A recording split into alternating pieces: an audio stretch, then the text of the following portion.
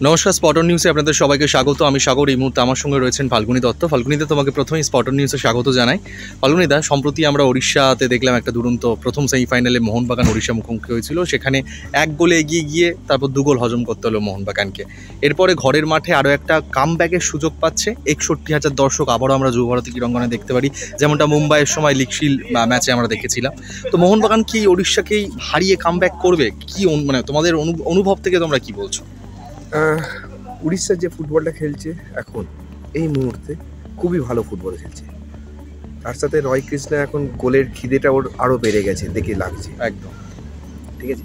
এবার এইগুলোকে সমস্যা যদি হাওয়া সামলাতে পারে, অবশ্যই যে ঘরের মাঠে ঘরের দর্শক, বাংলার মাঠ, সেখানে আলাদা একটা এনার্জি পাবে মোহনবাগান সেখানে কামব্যাক করার। কিন্তু অত সহজ নয় জিনিসটা, কাজটা খুবই কঠিন আছে।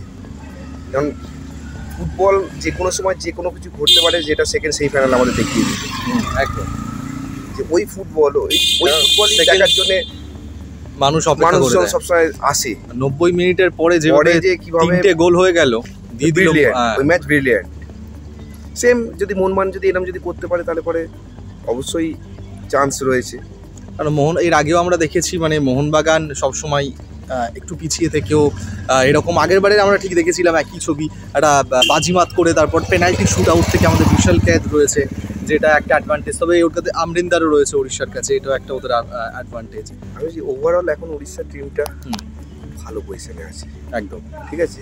কিন্তু বলছি এখনও বলছি মোহনবাগানের কাজ যে অসম্ভব নয়, সম্ভব করতে পারবে যদি ফার্স্ট ইয়েতে যে মিস্টেকটা করেছে রয় কৃষ্ণাকে ছেড়েছে। জানি না ওনাদের মানে রয় চিন্তা ভাবনা করছে, হ্যাঁ নিশ্চয়ই ওর জন্য চিন্তা ভাবনা করবে। যদি সব কিছু ঠিক রাখে তাহলে মোহনবাগান মানে ওই হেক্টরের কথাটা বলছো, যেটা হেক্টর আর কি মিস করে দিয়েছিল। এক্স্যাক্টলি। ওভারঅল যদি হয় তাহলে পরে মোহনবাগানের আশা রয়েছে। ওর ফাল্গুনিতে এটাই আমরা দেখলাম, মানে রয় কৃষ্ণা যখনই সুযোগ পাচ্ছে যেভাবে ঢুকিয়ে যাচ্ছে ডিফেন্সে, সুভাশিস বলো বা আমাদের হেক্টর বলো, এবারে হ্যামিলও ফিট হয়ে যাবে, আশা করি খেলবে, রেড কার্ডের জন্য খেলতে পারিনি। তো এদেরকে একটু বাড়তি সতর্ক থাকতে হবে, বিশেষ করে রয় কৃষ্ণার থেকে। অবশ্যই রয় কৃষ্ণা শুরু থেকে ইন্ডিয়াতে যে পারফরমেন্সটা দিয়ে গেছে, কিন্তু রয় কৃষ্ণার অবদান কোনো সময় অস্বীকার করা যাবে না। ওর যে কমিটমেন্ট, হাফ চান্স থেকে কনভার্ট করা গোল, রয় কৃষ্ণা অনেক কিছু দিয়ে গেছে। কিন্তু রয় কৃষ্ণা কিন্তু ফ্যাক্টর টিমের। তবে এদিকে 2টো রেড কার্ড, ওদিকে ওই ম্যাচেই দেখলাম আমরা ডেলগাডো রেড কার্ড হয়েছে ওড়িশা, তারপরে এদিকে একজন স্ট্রাইকার সাদিকু, তার রেড কার্ড হয়েছে।